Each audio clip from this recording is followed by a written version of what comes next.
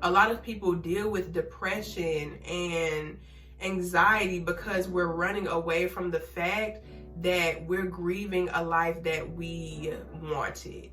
We're grieving a childhood that we believe would have made us into who we need to be.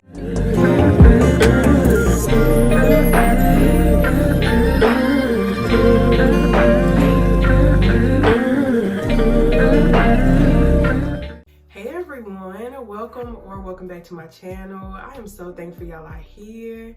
I pray you can find home here, and if so, welcome. A lot of us are angry at our sadness, at our grief of not having the connections and the intimate relationships with family that we may have wanted. A lot of us are angry at our needs, so we're mad at the fact that we actually need people. We're mad at the fact that we actually do get good feelings, or we do want to, have relationships or be closer to people that are in our lives, but we may not be able to due to trauma, due to, other people's personality or mental illness or whatever is going on. I'm starting to realize that there's a layer, well, I've always known this, but there's layers to trauma. There's always layers when first the original trauma happens. So you feel abandoned, you feel misused, you get suppressed and shut down, you're scolded, you're shamed, whatever it was. And then on top of that, you may have a parent or that person, whoever they were, who didn't care about how you felt when they did that thing or when it happened to you. So you have a parent who's kind of inconsiderate. And I keep saying parent, but it can really be anybody. It can be a friend in childhood. It can be a relationship you had in your adult years. I just say parent because a lot of my trauma happened in childhood, and it's just easier for me to say that. But in general, when trauma happens, it's not just about the original trauma. It's about the original trauma happening, the person who caused the trauma or inflicted that wound not caring, not realizing how much it impacted you, not caring to know how you feel, just kind of in the wind, oblivious, and ignorant of what you really need. And then on top of that is our sadness of how others reacted to our trauma, the sadness and the grief of realizing that a person doesn't care about you. And children are smart. Children see and notice every little thing. So a lot of times I think people believe children just move on from traumas. Children just move on from being scolded or, punished harshly or in an inconsiderate way. But no, children hang on to how they're treated. Children are constantly observing how their parents feel about them. And then you have the sadness and the grief that comes along with accepting that your parent isn't in tune and attuned to your needs. And then the point of this video is that fourth layer, where now instead of feeling sadness and anger and a true need and want to distance yourself from the aggressor, we just say aggressor, now, especially as a child, a lot of times we'll feel that sadness and grief of not being treated as worthy. And then we'll get angry at ourselves for even having that need in the first place, for even wanting that natural validation from our parents in the first place, for even having this need for intimacy and this need to be authentic with people who you can really love and trust. And so I'm realizing now in my life that a major feeling that I've always ran from is anger. I talk about that a lot on my channel when it comes to people pleasing. A lot of us run from our anger, okay? We don't want to exert anger towards other people. We don't want to be mean. We don't want to come off rude. We're always so hyper vigilant about if we're giving off a rejection or a mean, nasty energy, to a point where we dismiss our actual anger. We may allow people to mistreat us out of fear of being mean or causing some type of trauma towards them that may have been caused towards us. So a lot of people pleasers already run from their anger, but on top of other traumas you may have experienced where you were treated wrong and you feel that in your nervous system, even if you look back and you say, oh, I shouldn't have felt that sad, or the situation wasn't that bad, understand that everybody reacts differently to different situations. And that's why being able to speak up for our needs, being able to truly communicate what we feel in real time is essential to healthy families and healthy interpersonal relationships. So even if you consciously say like, oh, I shouldn't be sad about that, or I should be over that, or, you know, shoulda, coulda, woulda, that doesn't change the fact that you feel what you feel in your body.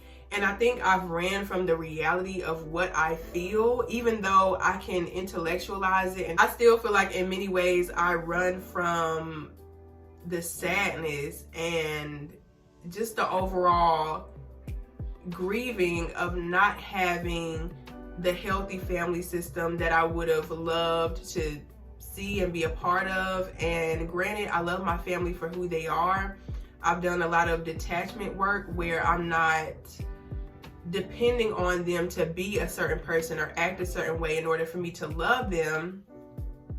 But I think as I grow more into my truth and who I am and what I feel in my body, I have to be honest about what I feel. And so for a lot of people that have been through childhood trauma, I want y'all to maybe meditate, journal, just sit with yourself, think about it.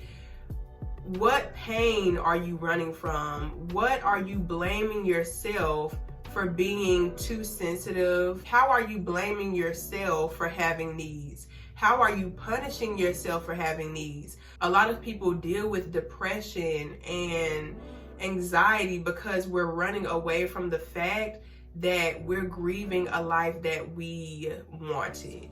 We're grieving a childhood that we believe would have made us into who we need to be. You know, we're grieving not getting our needs met as a child. And if we aren't consciously aware of that, if we don't allow ourselves to truly just be sad about having to really pick up the pieces yourself, I think you can carry around a lot of suppressed, even more suppressed anger and suppressed sadness that you can't express, that your body can't shake off, because you're avoiding the fact that being sad about your trauma makes you feel vulnerable. It makes you feel silly. It makes you feel like, you know, you shouldn't be that upset. I shouldn't still be sad about this. But that's just reality for a lot of us. Even when it comes to adult relationships, whether it was a narcissistic relationship or just a toxic relationship in general, because a lot of us deal with codependency, we also blame ourselves for our partner's decisions.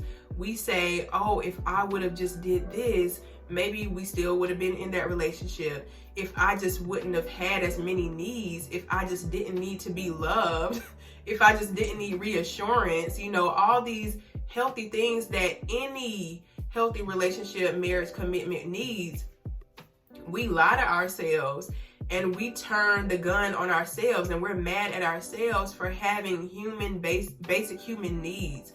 We point the anger at ourselves for even believing and trusting in the good of others in the first place. And I think it's so sad that we end up mad at ourselves for trusting. We end up mad at ourselves for being a vulnerable person or for giving people the benefit of the doubt. And don't get me wrong, sometimes there are red flags that we genuinely look over and, you know, turn a blind eye to because of trauma and stuff like that, because we don't take it serious or we're desperate and we're needy. You know, sometimes that is a very real thing. But I want us to be more compassionate with ourselves. Instead of saying, oh, if I would have just did this, this person would have stayed. I think we have to accept the fact that it takes two to tango. A healthy person has to be with another healthy person. And a lot of times when we're in these codependent or toxic relationships, we aren't healthy, and neither are the people that we choose. So it's not just your fault as to why relationships end. It's not your fault as to why your needs didn't get met. Oh, you were too much, you were too loud, you were bad, you weren't a good wife, you weren't a good boyfriend, whatever it is. Like, we have to stop blaming ourselves for how other people decide to treat us, and instead get angry at the mistreatment in a way where we can use that anger to our benefit. We have to be angry at the fact that actually we do deserve to be treated good. We actually do deserve to get our needs met. We don't need to be angry at the fact that we're sad a relationship ended. We don't need to be angry at the fact that, again, we had needs and that we're vulnerable. First, we have to allow ourselves to be sad and grieve the ending of a relationship, or grieve the expectation or the fantasy of what type of family or relationship that we really wanted. Like, allow yourself to grieve what it wasn't and what it was. Allow yourself to just accept that I didn't get my needs met, or I didn't meet their needs and the relationship ended, or we're just distant, or whatever it is. Allow yourself to accept reality, and then allow yourself to feel the anger that says, I deserve to be treated with respect. I deserve to be loved. I deserve everything that meets my needs. I deserve a fulfilled heart, a fulfilling life. And again, use that anger to fuel you to the next level, to the next space, the next person, the next whatever is in store for you. Because no matter what relationship ends for you, no matter what friends you lose, no matter what job you lose, there's always another one coming, even when we don't see it, even when we're in that mess of emotions. It always comes back around. That's life. Nobody is going to be your last anything, so make sure that you're doing the healing work, so that when that person or that opportunity does come around, instead of blaming yourself for not being treated right or not getting what you need, you're more willing to speak up for what you need and observe of if that person can reciprocate what you need. It's just so crazy to think about, like, how emotions can work, how we can literally walk around angry and irritated and just mad, not due to a specific situation, but genuinely mad at ourselves for being vulnerable like human beings, mad at ourselves for being sensitive and for trusting people. It's never a good feeling to trust the wrong people, or to have your life in the hands of somebody who mishandles you and doesn't care, And unfortunately, that is a lot of our parents. That's not to say they didn't go through their own trauma. They didn't go through their own, mess of things with their parents and all that. But, like, that's just a reality for a lot of us, that a lot of us are walking around angry at ourselves for things that we didn't cause. And then we go around hurting other people because we're just angry with ourselves. We're just angry for being vulnerable. And so now we create this character. We lie to ourselves as if we don't have needs, and treat every relationship as if, like, I don't need anything from you, or, I really don't like people anyway. I really don't want to be here anyway. We go around with this very negative, pessimistic attitude towards interpersonal relationships, because at one point, trying to get our needs met only led to that grief and that sadness, and then that anger pointed back to ourselves. So it's a lot of different layers of emotions that we have to peel back when it comes to healing. But it's so beautiful to come back home to who you are, your truest self. I think a big misconception about being vulnerable or allowing yourself to be more emotional and in tune with yourself is that the moment you're vulnerable, you're going to get hurt. Like, everybody thinks that the minute you become soft and in tune with how you feel and vulnerable and open to connection, and you're leading with your heart and stuff like that, you're going to get hurt. But I think the part that people don't talk about is the fact that vulnerability can still be protected. That's why we have an open heart, but also a logical mind. That's why we have the balance of things where when we notice red flags, do we trust ourselves to actually take that into account? When we see red flags, do we trust ourselves? Do we actually take the future into consideration where I'm going to listen to this red flag because I already know if my heart gets involved, I'm going to be hurt by this person. They're going to lie to me. They're going to deceive me. Something doesn't feel right and I don't feel safe, but I'm still going to go forward because I don't know. We have to trust ourselves. We have to direct the anger where it actually belongs. And again, that doesn't mean raging and giving people a piece of your mind just because it's on your mind. But directing the anger where it belongs means giving people the responsibility of mistreating you. Give that back. You didn't mistreat you by being sensitive. You didn't mistreat you for speaking up on what you need. You didn't mistreat you for being a child who is authentic and sensitive and vulnerable. You didn't do anything wrong in those cases. So especially when it comes to childhood trauma, we have to release the anger at being a child. We have to release the anger of, again, being needy and all those type of things. But I feel like I'm repeating myself now. So I hope you made it to the end of this video. And if you did, thank you so much. And I will see y'all in the next one. Bye.